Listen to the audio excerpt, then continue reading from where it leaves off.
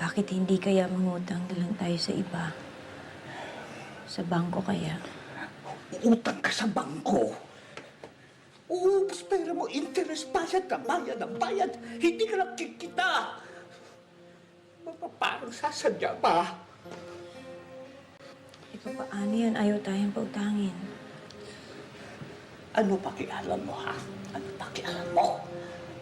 Kasi inisip ko lang, Magandang araw, mga kaibigan. Sa episode na ito, ating kilalanin ang isa sa mga pinakatanyag na aktor sa larangan ng teatro, pelikula, at telebisyon sa Pilipinas, si Spanky Manikan.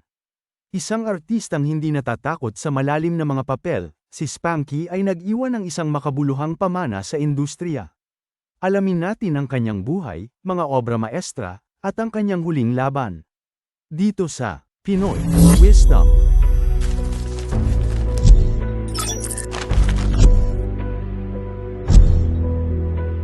Ipinanganak si Manuel Spanky Manikan noong March 22, 1942, sa Pilipinas. Bago pa man siya sumikat sa telebisyon at pelikula, si Spanky ay una nang nakilala sa larangan ng teatro. Siya ay naging bahagi ng Philippine Educational Theater Association PETA noong 1970s, kung saan nagkaroon siya ng mga pangunahing papel sa iba't ibang dula. Ang kanyang mga pagganap sa entablado ay lumikha ng tatak sa kanyang karera, na dala-dala niya hanggang sa kanyang pagsabak sa pelikula at telebisyon. Ang talento ni Spanky ay lalo pang tumingkad sa kanyang pagganap sa pelikula. Isa sa kanyang pinakatanyag na papel ay sa pelikulang Himala 1982 ni Ishmael Bernal, kung saan ginampanan niya ang papel ni Orly.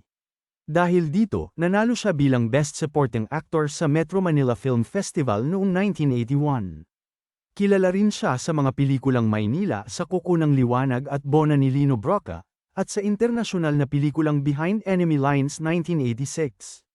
Sa telebisyon, patuloy na nagningning ang kanyang karera sa mga palabas tulad ng FPJ's Letter Ang Probinsyano, My Love from the Star, at Honesto.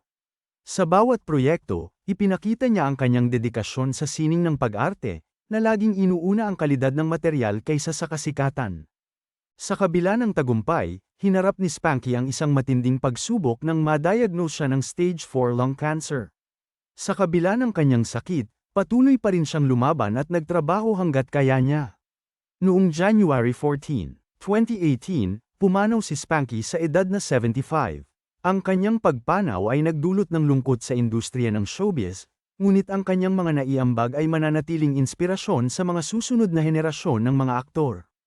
At diyan nagtatapos ang ating pag-alala sa buhay ni Spanky Manikan, isang aktor na tunay na hinangaan sa kanyang dedikasyon at husay. Ako rito sa simbahan. Alam niyo ho kaya yan? Ay, halos pareho din ho nung mga kinakanta ito sa, tinutugtog ko sa Pandakan. Ano po ang gusto niyong i-take up dito? Ito na lang hong madali para hindi ho kayo mabigla. Ito hong Panis Angelicus. Mr. Gatbonton, mag-uumpisa na ho ba tayo? Sandali po at medyo ina-arthritis na ho tayo eh. Siya. Tayo na po. Sa inyong palagay, alin sa mga pelikula ni Spanky Manikan ang may pinakamalalim na impact sa inyo? I-comment nyo lang yan sa ibaba at pag-usapan natin. Huwag kalimutang mag-subscribe para sa iba pang kwento ng ating mga iniidolo sa industriya. Maraming salamat sa inyong panunood. Dito lang yan sa Pinoy Wisdom.